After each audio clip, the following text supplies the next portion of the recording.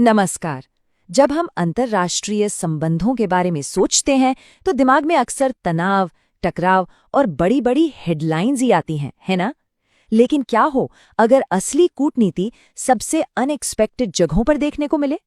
आज हम यही देखने वाले हैं कि कैसे आपदा के समय दी गई मदद सारे नियम बदलकर सरहदों के पार इंसानियत की एक बिल्कुल नई कहानी लिखती है। ये जो आइडिया है ना, ये अपने आप में बहुत पावरफुल है।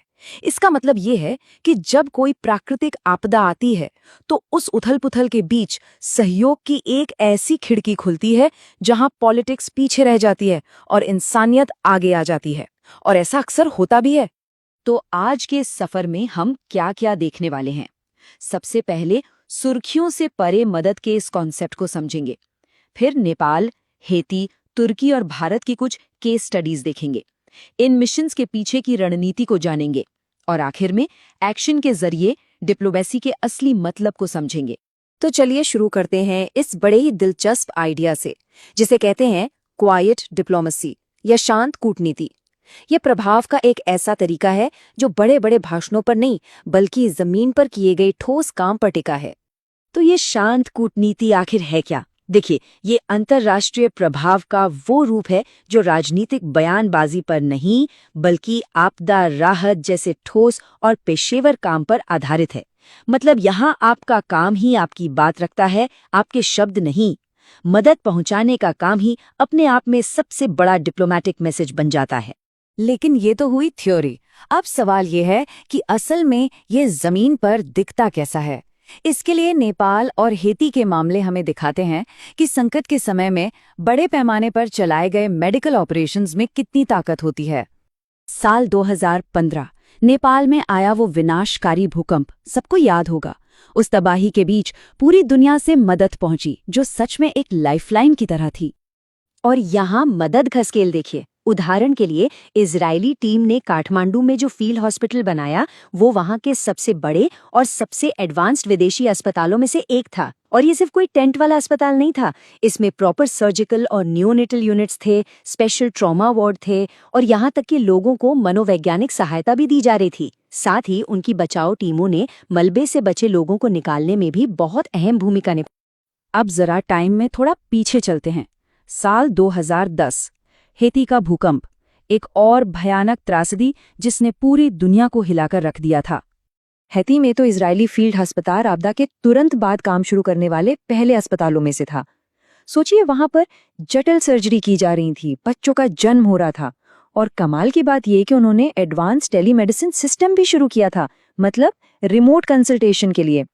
संयुक्त राष्ट्र ने भी इसे दुनिया की सबसे बेहतरीन काम करने वाली मेडिकल सुविधाओं में से एक माना। पर ये जो मदद है, ये सिर्फ मेडिकल एड तक ही सीमित नहीं है। तुर्की और भारत के जो मामले हैं, वो हमें सहयोग के कुछ और ही डायमेंशंस दिखाते हैं, पॉलिटिकल भी और टेक्निकल भी। 2023 में तुर्की का केस ले लीजिए। दोनों देशों के बीच डिप्लोमैटिक लेवल पर चाहे जो भी कॉम्प्लेक्सिटीज हों, भूकंप आते ही इजराइल ने अपनी खोज और बचाव टीमें भेज दी। और ये टीमें एडवांस सीज्मिक सेंसर्स और प्रशिक्षित कुत्तों जैसी तकनीक का इस्तेमाल कर रही थी। ये दिखाता है कि जब लोगों की जान बचाने की बात आती है तो पॉलिटिकल डिफरेंसेस को किनारे रख दिया जाता है। अब बात करते हैं भारत की। यहाँ की कहानी 2001 के गुजरात भूकंप से शुरू होती है, लेकिन ये कहानी वहीं खत्म नहीं हुई बल्कि एक लॉन्ग टर्म रिलेशनशिप में बदल गई। देखिए, भारत के साथ जो जुड़ाव है वो सिर्फ एक बार की मदद तक नहीं रहा। उसके बाद इमरजेंसी मेडिसिन में टेक्निकल एक्सपर्टीज शेयर की गई, आपदा की तैयारी में लगातार सहयोग किया गया और इमरजेंसी के लिए मिलकर ट्रेनिंग भी हुई। तो एक संकट के समय की गई मदद एक स्थायी साझेदारी की नींव बन गई। तो ये सब देखकर एक सवाल तो मन में आता ही है, आखिर ये मिशन इतने सफल कैसे होते हैं? क्या है इनके पीछे का सीक्रेट? जवाब छिपा है इनके काम करने के तरीके में। चलिए उससे समझते हैं। इनका जो मूल सिद्धांत है वो है आत्मनिर्भरता। मतलब मिशन टीमें पूरी तरह से इंडिपेंडेंट होकर काम करती हैं। वे अपने उपकरण और जरूरी सामान सब खुद लाती हैं। ऐसा क्यों? ताकि उस देश पर और बोझ न डाला जाए जो पहले से ही एक भयानक आपदा से जूझ रहा है। ये एक बहुत बहुत ही महत्वपूर्ण पॉइंट है। और आत्मनिर्भरता का मतलब क्या है?